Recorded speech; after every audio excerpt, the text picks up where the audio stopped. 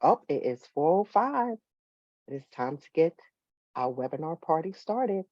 Good afternoon, everyone, and welcome to the association's April statewide webinar. I am Natasha Cherry Perez. I'm the Chief of Staff for the New York Charter Schools Association. Our Executive Director, Yomika Bennett, isn't able to join us today, but I am here with my colleague, Michael Good, Director of School Support, and we will be spending the next hour or so with you. We also are joined by Ann Hall, CEO of the Northeast Charter Schools Network, Lisa Long, Executive Director of the Charter School Office at NYSED, Michael Lazinski, Director of Communications at SUNY Charter Schools Institute, Erin Cochran, Interim Acting Senior Executive Director of Policy and Operations at NYCDOE, Racia Swanbeck, Director of Authorizing at New York City DOE, Corey Callahan, General Counsel and VP of Legal Policy at the New York City Charter School Center. Phew, that was a mouthful. So we hope everyone had a wonderful return from spring break and happy holidays for those who celebrated. And we welcome spring back with the return of kind of sneaking in warm weather. Um, we wanted to come back. I'm just ready for full on warmth. Um, and so we know schools are looking towards the final home stretch for another academic year. We are almost there, y'all. Almost. A little while longer. Hold on. Um, and so we are also at the tail end of April with the budget in process, and it's been a pretty unique year. And we're also trying to wait to get to the finish line in that area as well. And we'll talk more about that in a moment. So looking ahead for the today's program, we'll begin with some updates from the association, the authorizers, and our partners, and then we'll open the floor up for Q&A.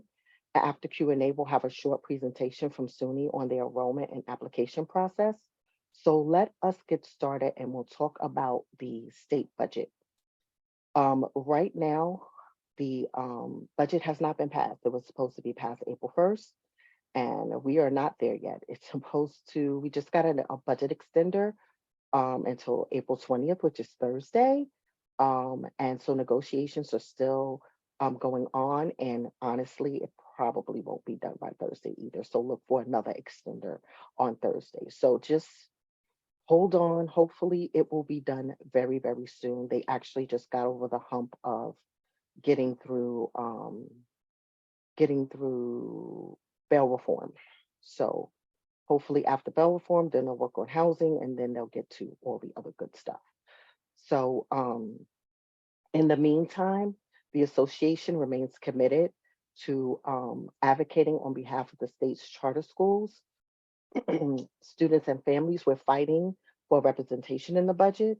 We want to make sure we have fair funding, we have streamlined state aid payments for those who want to opt in, equal access to public education programs, and increase access to quality schools and diversity in school leadership.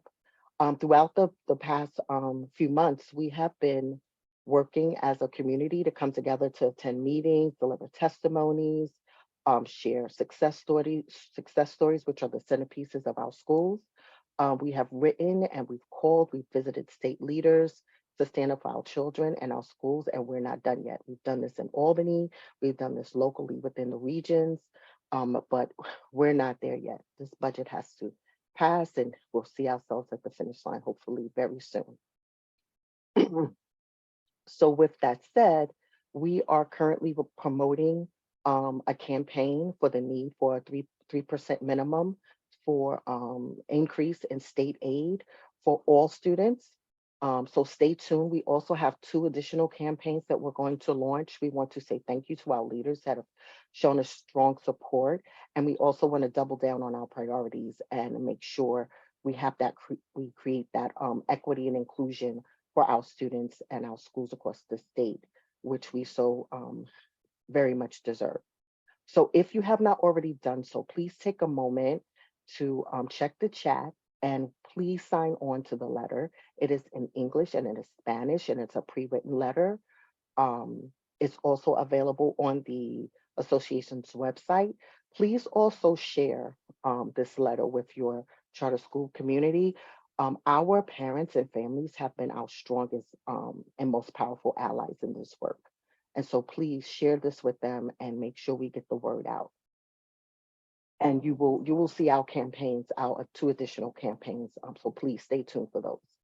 On another note, when we're talking about parents, we will have our next parent council meeting tomorrow, April 19th at 6 p.m. Registration for that can also be found in the chat. Please, please, please also share that information with your families. Switching gears, I want to take a few minutes to share some important updates, association updates. We are so super excited to invite all of our charter school allies and stakeholders to our 25th year anniversary celebration of the New York State Charter Schools Act. We're going to mark this important milestone with by showcasing the achievements of our schools across the state. And we are also going to be joined by former Governor Pataki, George Pataki. He'll be our honored guest. And we will also celebrate and honor our charter champions, our elected charter champions as part of the festivities. The celebration will take place on Thursday, May 18th, beginning at 6 p.m. It's going to be at Inside Park at St. Bart's, which is at 325 Park Avenue in the city, New York, New York. And we'll include related programming and a cocktail reception. So we are going to drop in the chat as well the Eventbrite page so that you can purchase your tickets. Tickets are selling fast. They must be purchased in advance. There's limited capacity. We would love to see all of you there. But please secure your spot soon. It's going to be a very exciting celebration. Member schools should have received a separate email with the discount code. But if not, you can please email membership@nycharters.net. So we are very excited about that and hope to see you there. Looking ahead to next month, the association will be joining public charter schools throughout the country to recognize National Charter Schools Week. That's going to be May 7th to the 13th. National Charter Schools Week is an annual celebration of charter schools and our community of educators, parents, students, and leaders. This year's celebration is going to focus on the contribution of charter schools, teachers, and co-recognition of Teacher Appreciation Week. And so we want to share your stories. So please be sure to tag us on your social media platforms so that we can share out the great work that we're doing, not only during National Charter Schools Week, but every day. You can find our social media handles for Facebook, Twitter, and Instagram in the chat. And you can also share the good news with us via email at comms@nycharters.net. And finally, just a quick note on some upcoming meetings and webinars. The association is in the final quarter of programming, and so we're glad to be offering additional communities of practice for our school leaders and staff to engage with one another. We are sharing our list of April programs with you in the chat. If you have any questions, please reach out to Michael Good, our Director of School Support, at mgood@nycharters.net. Now it is time to turn it over to our authorizers. Do we have Lisa Long here yet? Do you see her, Michael? I don't see her. It doesn't appear that we have representative from SED, so I think we can head to SUNY for any updates from SUNY. Okay, so let's do that. Let's head on over to SUNY and get those updates. All right, thank you very much. Hello, everyone. Happy to be filling in for Catherine. See a lot of familiar faces. So we just have a few updates to share. The number one is a reminder on the support that we have available at the Institute for submissions. As you know, there are a variety of submissions to SUNY via Epicenter that our schools have to complete. I just want to have a reminder that the Institute team is here to help if you have any questions about submissions, including the use of our templates. If you have any issues accessing any of them or opening them or filing them from our website or for any of the required submissions, you can always, we're here to help. Each submission at Epicenter has a description of who to email, or you can always just email charters@suny.edu and we'll quickly route your question to the right person. So that's charters@suny.edu, and I'll put that in the chat in just a few moments. Second, we have the state stimulus funds grant program is now open. The application is on our website. Again, I'll put a link to that page in the chat box. But SUNY has about 1.3 million available to distribute for projects that focus on facility construction, renovation, financing, leasehold improvements, and other facility-related expenses. The deadline is May 12th, so pretty quickly, at 3 p.m. Eastern, and all charter schools, regardless of authorizers, are eligible to apply. There is a caveat that you are ineligible if your education corp has already received $350,000 in previous SNF grant funds. But for the most part, everyone is eligible. We'll have a link on our website very soon with the number of ineligible schools, but most of you are not. So please take a moment to read through the application for complete details. And finally, if you need to get in touch with the team at any time, we do now have specific portals listed on our website for our academic team, our accountability team, our communications team, compliance team, fiscal, et cetera, et cetera. If you email any of these inboxes, you'll reach the entire team, so you don't have to worry if someone is out sick or on vacation or whatnot. So I'll also put that one into the chat. But that's our only updates for today. Great. Thank you so much. We can now move to Erin. Good afternoon, everyone. I'm actually going to turn it over to Raisa Schwanbeck, our new Senior Director of Authorizing. We're so happy to have her with us. So she will be presenting the authorizing updates moving forward. I'm going to take off one of my hats and put it aside. So Raisa, I'll kick it over to you for the authorizing updates. Thank you so much. And just as a way of introduction, Raisa Schwanbeck, I am not new to the DOE. I come to the charter schools office, having worked for 5.5 years with what used to be the Office of Post-Secondary Readiness at the DOE. Now it is the Office of Student Pathways. I worked very closely in supporting school leaders with our PTEC schools, and also a lot, of course, of data reporting and collaboration with the state on that. And I am a very proud graduate of New York City Public Schools, and am really excited to support all of our DOE authorized charters, and of course to collaborate with all of you in all of the charter schools across the state. So just as a way of some updates of what I've been up to with Erin for the past month and a half since my start date.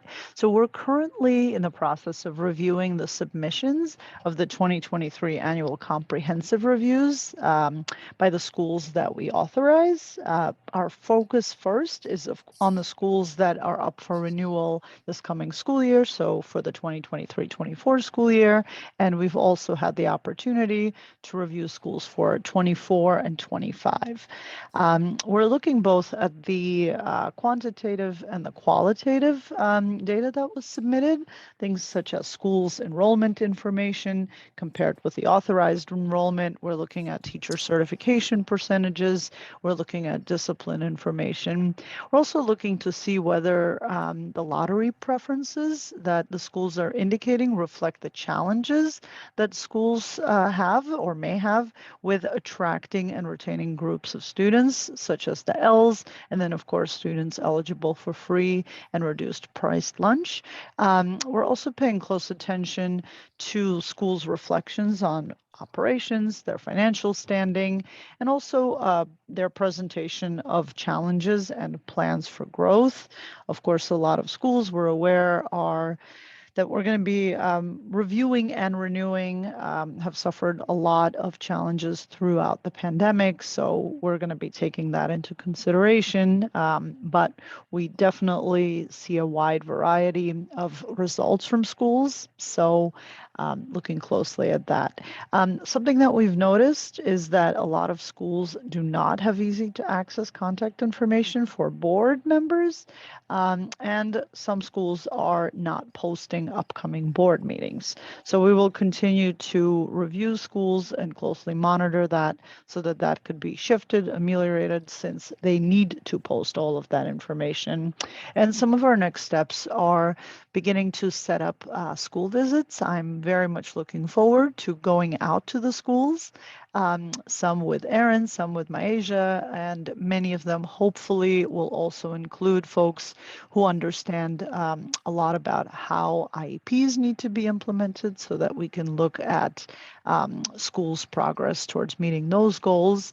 These will be our first round of conversations with schools up for renewals this coming year. And then we will continue to have visits with them more thoroughly towards the end of the summer and in the spring, in the fall as well. Thank you so much. Thanks so much, Raisa. So switching gears to New York City wide updates. So just making sure that folks, that all New York City charter schools have seen in the C Weekly that's going out today, the reminder to submit your summer survey. So if we're recommending that all schools submit it.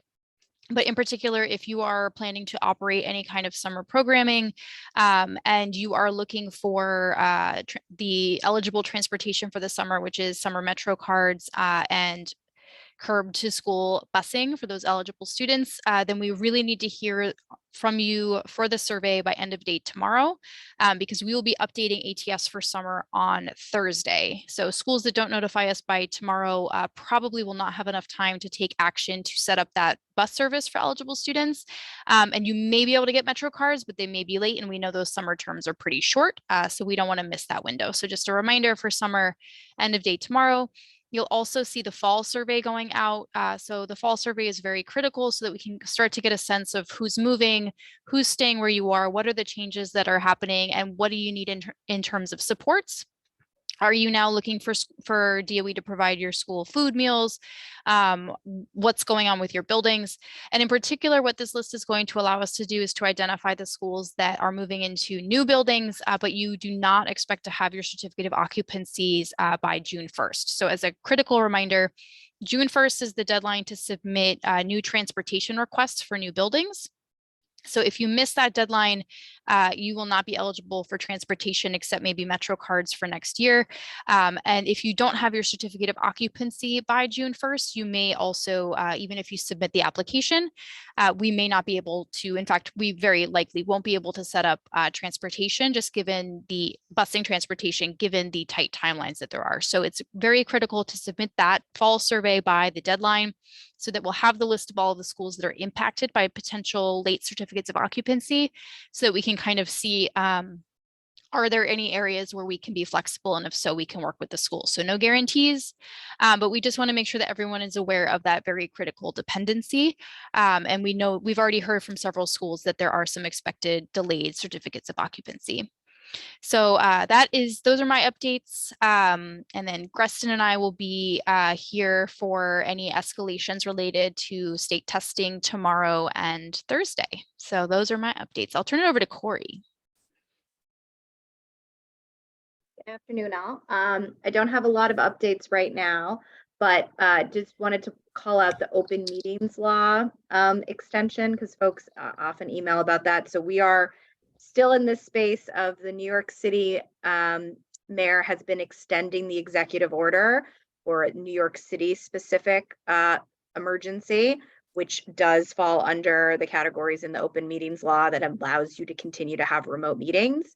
That is going to be up on Thursday. I've been checking. They usually do not post the update to the executive order until maybe the day before, usually the day of. So just wanted to call this out. I know, in some ways, COVID seems like a long time away, and obviously the statewide state of emergency has been done for many, many months. But we will send something out. Sharita will send something out once it comes out. But at this point, I don't have any tea leaves of why or why not it is being extended or not being extended. But I know folks are obviously focused on it, particularly if you're doing lotteries.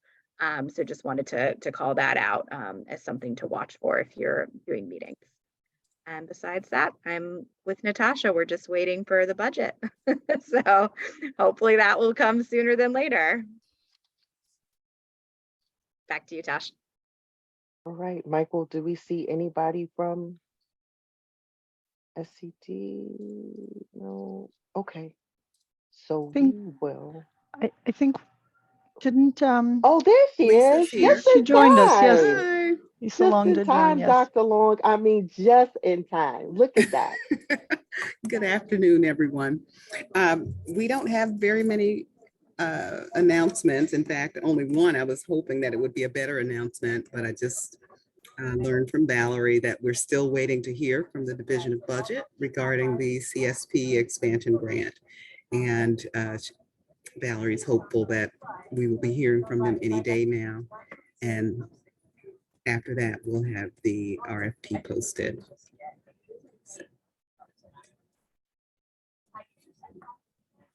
Thank you. That's all. That's all you have for us. Thank you so much. Okay, that was perfect timing. So I think we are done with our updates. Thank you everyone for your updates. Now, if we have any questions, we're going to open it up for Q&A. I know I saw some questions being answered in the chat. Aaron put the fall and summer survey links in the chat. Does anyone have any questions? Feel free to take yourself off mute, or you can also put them in the chat as well.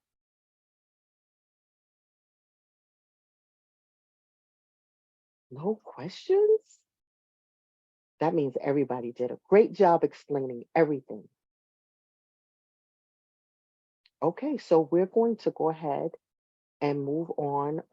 If you do have questions as we move along, just please feel free to pop them in the chat. We're going to move on to our presentation.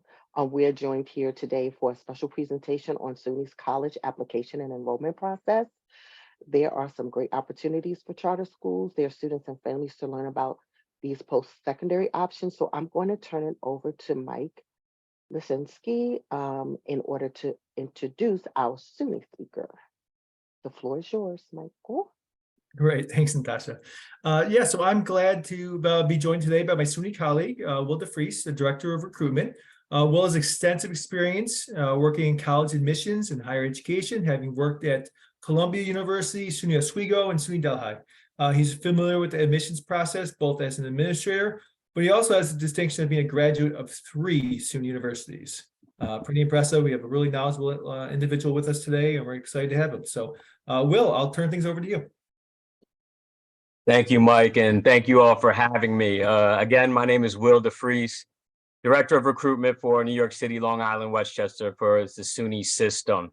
There's going to be a lot of information gone over in a short period of time. I'm going to talk a little bit about the application process, but this is going to be a lot of good information to take back to your teams, your counselors, students, and I just want them to really be able to see that there is a SUNY school that fits their profile, but they need to know which one is going to be best for them.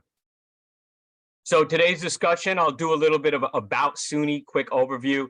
I'll talk about my team. So we are located on 55th Street between Lexington and Park. So I'm going to talk a little bit about my team if you're located in New York City, but if you're located in other parts of New York, please don't hesitate. I have my email in this PowerPoint. Take a picture of that. I want to coordinate with everyone. We want to be as accessible as possible and offer the resources that we offer down here in New York City, all throughout New York State. I'm going to talk a little bit about the visitation program, financial aid assistance that we have, the EOP Education Opportunity Program within New York State, upcoming event and fairs, and that will conclude the presentation. So first and foremost, most of you probably know this. We have 14 different university centers. The big 4, Binghamton, Albany, Buffalo, Stony Brook. Those are research-based institutions. Next, we have the university colleges. Those are the comprehensive liberal arts colleges. They offer 4-year degrees and master's programs. Oneonta, Cortland, New Paltz, Geneseo, Fredonia, Plattsburgh, Potsdam. Downstate, you have SUNY Old Westbury on Long Island, Purchase, New Paltz. The list goes on and on and on. Next, we have the technology colleges. There's 7 in total. There's 5 in upstate New York, Alfred, Delhi, Morrisville, Canton, Cobleskill. And then downstate, you have Maritime, and also you have SUNY Farmingdale. Those are for your hands-on students. And last but not least, we have the community colleges. Why do I tell you this, which you probably already know, is because this year especially, but throughout all of my applications I've seen at the different colleges I've been at, you have a lot of students who are applying to a university center like Binghamton, who might not be a Binghamton student, and that's okay. They might not have a 95 overall GPA. they might be more of a Oneana fit, which looks at students with a higher 88 GPA. They might be a tech student who has a low 80 GPA and is looking for something like welding. We need to make sure that our teams at the high schools and our students understand that these schools all offer pretty high job placement. And by job placement, I don't mean they're going to work at McDonald's after they graduate with a 4-year college degree. That's fine, but typically when you're going to school for a biology degree or a welding degree, they need to be asking those schools what % of those students are actually going into their occupation, which they graduated with a degree from at their university or continuing their education. A lot of high schools are not doing this for students, unfortunately. It might sound like common sense for a lot of people, but I have to remind counselors that they need to look over where their students are applying for. We send out a document that has all the median GPAs of every single university, college at SUNY, so students can see if they are a good profile fit. All the guidance counselors should have this readily available to them as well, to be able to work with the students, their guardians, to make sure they're finding that right fit. So here's an overview of my team and some of the work we have done this past year. So I have Julietta Schifino. She is the Associate Director of Financial Aid.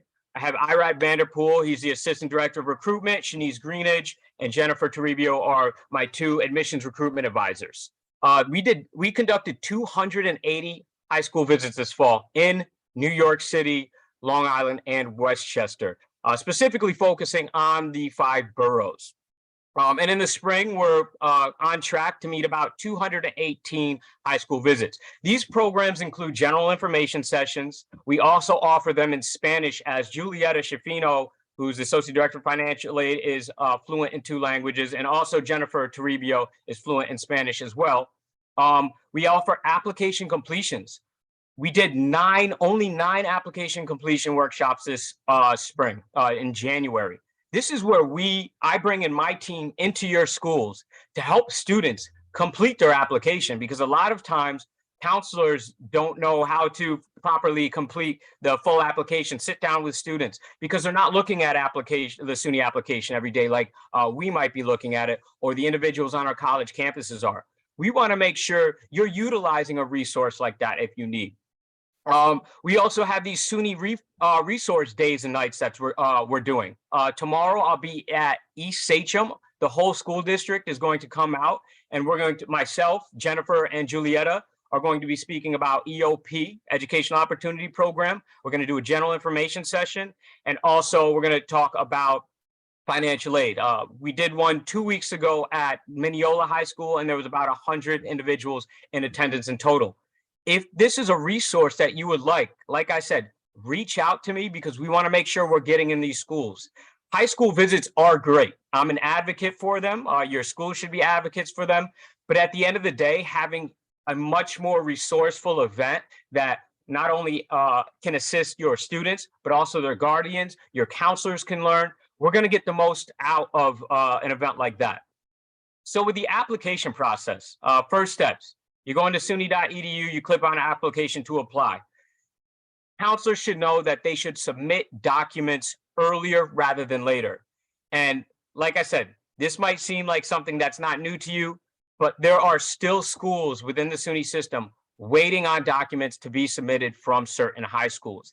This tends to be more of a struggle for larger schools, such as schools in New York City versus in upstate New York. But there's a lot of students, even in January, who haven't had their applications complete due to documentation. Your counselors need to be making sure they're working one-on-one and giving every student a personalized touch to be able to complete this process. They're meeting with their guardians, making sure they're completing their FAFSAs and any additional documents that the school might need. Some schools are only going to need a high school transcript. Other schools, like let's say Binghamton, might need 3 letters of recommendation, your resume, extracurricular activities.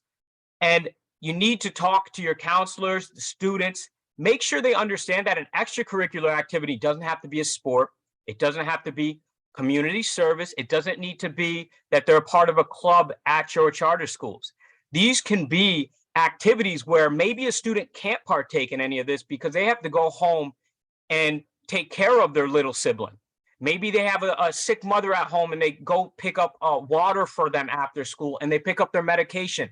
That can count as an extracurricular activity to make that student application more rounded, and for college admissions counselors to see that this student is going above and beyond outside of their academics.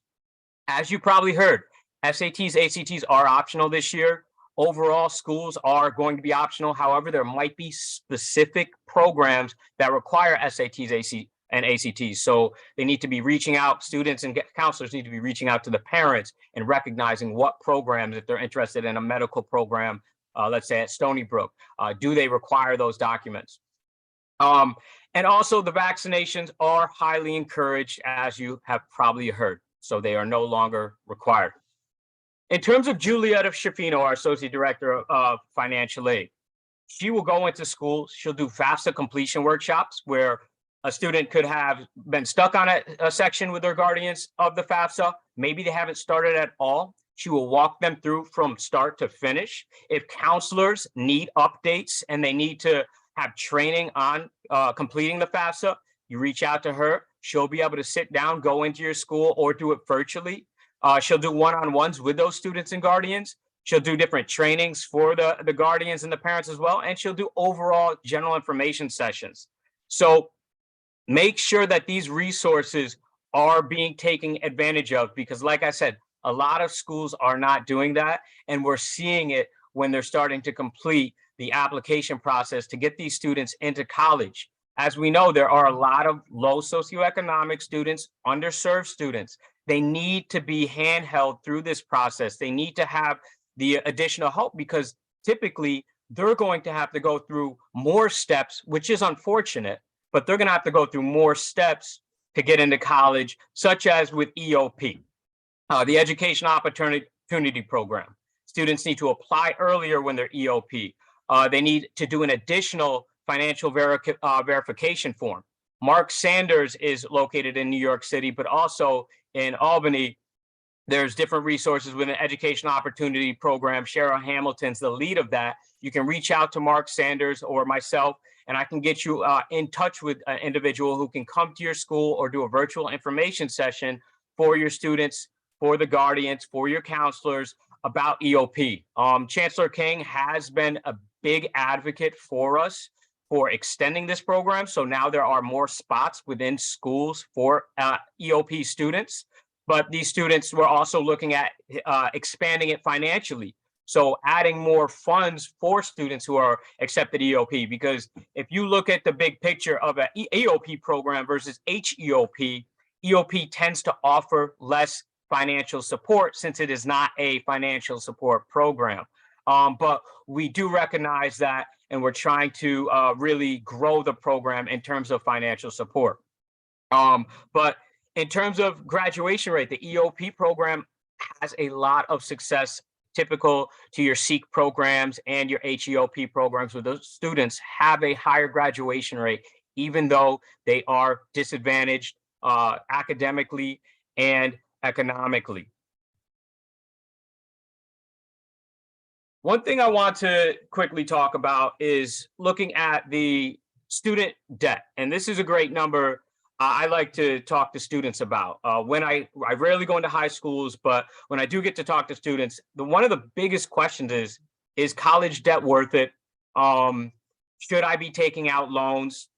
If you look at online, if you go to Google and search some scholarly articles, published articles, the amount of money you are projected to make in your lifetime with a 4-year college degree, it ranges based on gender, but it's approximately $700,000 to $900,000 more than an individual with a high school diploma. The average student debt, SUNY per year without financial aid, costs around $27,000. As you know, tuition is the same throughout around the board, and then the fees, room and board varies, but it's $27,000 after a 4 to 6 year bachelor's degree. That at a private school is around $33,000. So if you look at that, let's just say that $27,000 student debt and the amount you're projected to make more in your lifetime.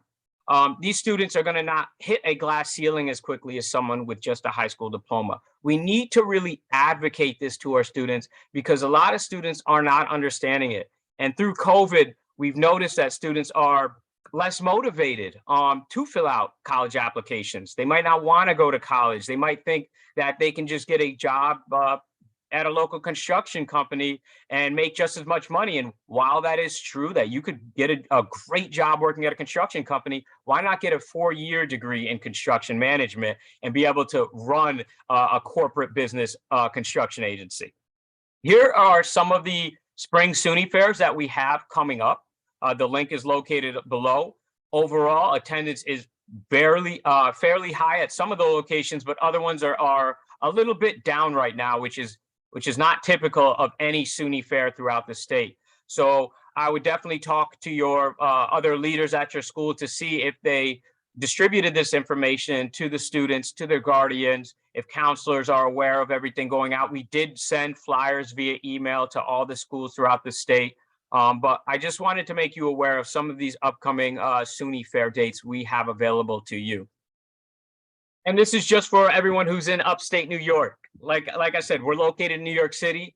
However, I'm looking to expand as much as possible. I want you to be able to have the same resources that I offer to schools in New York City, whether that is the application completion. I saw someone's from Rochester. If you're from Rochester, New York, and you would like us to come up and there's other schools in Rochester, New York that we could visit, I would absolutely talk to my supervisor and look at building a plan where we could go from Buffalo to Rochester to Syracuse and hit as many charter schools as possible. So you're getting and taking advantage of all these resources. And maybe virtual option is best for you, like I was speaking before. We could make sure that we set something up that's virtually accessible and that's specialized and geared toward your cohort of students.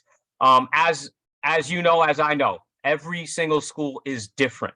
Charter schools are different. There's different types of charter schools. There's parochial schools. There's public, private. I understand that student body is going to be presented to in a different way than some students that are going to Archbishop Malloy or let's say Stuyvesant. We need to make sure that we're gearing our presentations toward your students, and that's what my team is experts at doing.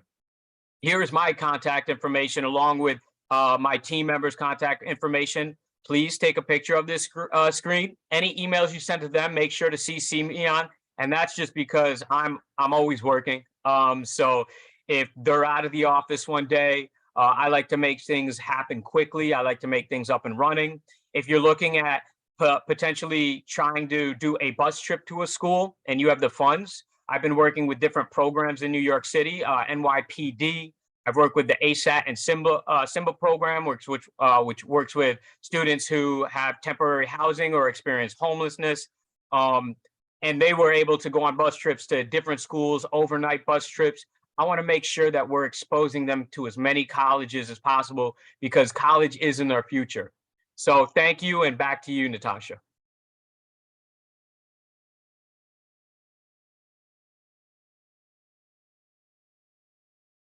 Thank you so much, Will, for sharing all of that important information, a lot of resources. So thank you, everyone. We are at the conclusion of our meeting. Thank you for joining us today. As always, we will post today's recording in the Resource Center. The link to access that is in the chat. Please reach out to us if you have any questions about the topics that we discussed. We thank our member schools for making this forum possible, along with all of our efforts in support of New York's charter schools. If you are not a member of the association, we encourage you to join today by emailing memberships@charters.net. We hope you have a wonderful rest of the month, and we will see you again on May 9th at our next statewide webinar. Thank you, everyone, and please enjoy the rest of your day. And we hope to see you at the 25th anniversary. Don't forget, tickets on sale now.